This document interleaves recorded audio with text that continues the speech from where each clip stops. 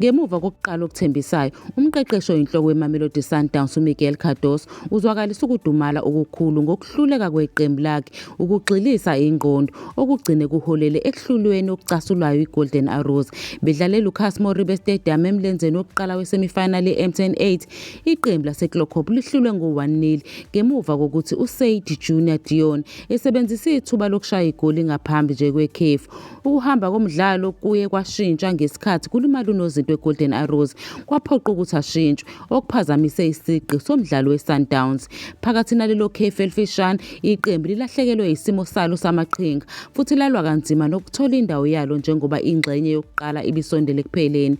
Igoli eliqondile livele ebuthakathekeni obujwayelekile bokuzivikela obufana nephutha langaphambilini bedlala neKaizer Chiefs, lapho ukushintshashintsha kuhlangene nokuma kabi kwashiya ibackline sobala. uCardoso ugcizelele ukuphuthuma kokususa lamaphutha aqhubekayo, ekhomba ukuthi ukulawula ibhola nokulawula inkundla kulahlekelwa yilo lonke inani uma amaphutha ayisisekelo eqhubeka nokonakalisa umphumela wokugcina.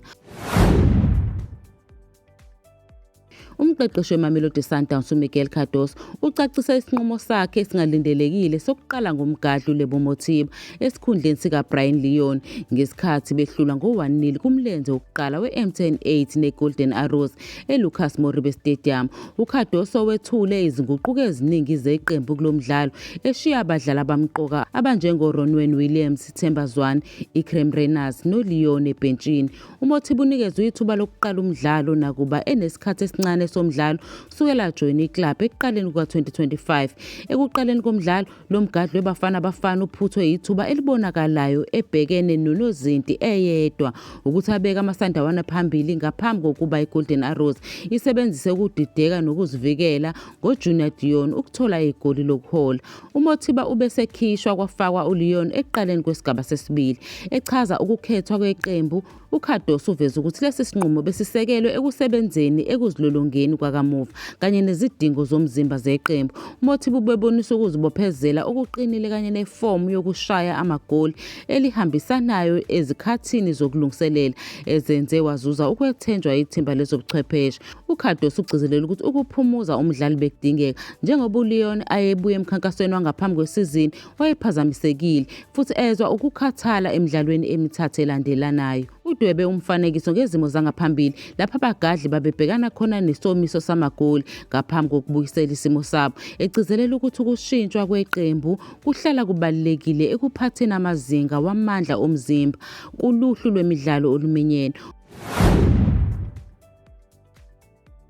Wengumdlali we-Orlando Pirates uBenedict Vilakazi uncome umhlaseli omusha weqembu Sebastian Pedersen ngesikhathi emcelela kubalandeli ukuthi bambekezelele lo mdlali waseNorway esajwayele ibhola laseNingizimu Afrika.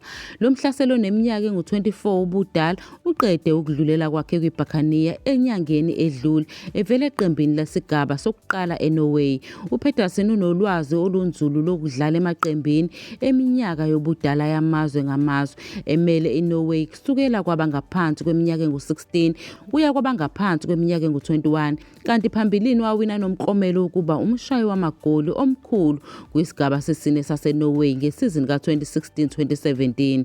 Uqala ukubonakala kwiPirates ngesikhathi engena kwimizuzu engu-25 esuka ebhentshini benqoba ngo-1-0 emdlalweni omlenze wokuqala kumqhudelwano we-M10 8 bedlala neSekhukhune United. uVilakazi ugqamise umbono omuhle nesithunzi sikaPedersen sokuthinta ibhola, ecaphuna ukuthi ikhono lakhe lokufunda inkundla nokudlulisela ibhola ngendlela efanele limenza ahluke kubahlaseli abaningi abajwayelekile. Nokho ugqamise ukuthi lo mhlaseli udinga isikhathi esanele sokujwayela eqhathanisa lesi sikhathi esidingekayo sokuhlanganiswa nalokho okunikezwa abanye abahlaseli kwiklabhu. Ukujwayela umdlalo wasekhaya kuza nezinselele ezahlukene, kubandakanya ukujwayela amacebo afunwa ngumqeqeshi, indawo yokusebenzisana nethimba lezobuchwepheshe ukuze akwazi ukuhlala ngokugcwele endimeni yakhe nokukhombisa amakhono amakhulu anawo. Umqeqeshi Orlando Pirates Absalom Mwatu uvumile ukuthi umhlaseli oseNapolis akakafiki ezingeni lomzimba elifunwa yithimba lezobuchwepheshe. Lo mdlalo oneminyaka engu-24 ubudala usedlale kuyo yonke imidlalo emihlanu yeBuccaneers kule sizini, lapho asashaye khona igoli elilodwa vo. Lokhu kuqala ukunensayo okuhluke kakhulu kunesizini yakhe yokuqala ebonakala kuleli qembu. Ngesikhathi leli qembu liwina umdlalo womlenze wokuqala kumqhudelwano we-MTN 8 bedlala neSekhukhune United ePolokwane, u-Apolis uhlulekile ukuba nomthelelo omkhulu ngaphambi kokuba akhishwe ngomzuzu ka-65. UWard uchaza ukuthi ubewalindele amaphutha nezinselelo kubadlali ababuya kwi-2026 FIFA World Cup ngesikhathi ekhomba ukulimala kwabadlali abafana noTalente Mbatha no-Evidence Makgopa. Ukulawula isikhathi sokudlala sika-Apolis yisu elingenzeka ukuze kuvinjwe ukuthi abhekane nesimo esifanayo sokulimala.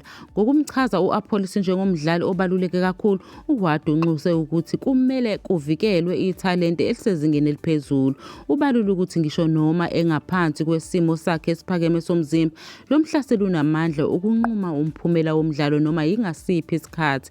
Umqeqeshi ugqamise ukuthi ukukhathala ngemuva kwe-World Cup yinto eyenzeka emhlabeni wonke ethinta abadlali abazibandakanye emncintiswaneni wamazwe omhlaba emaligini amakhulu.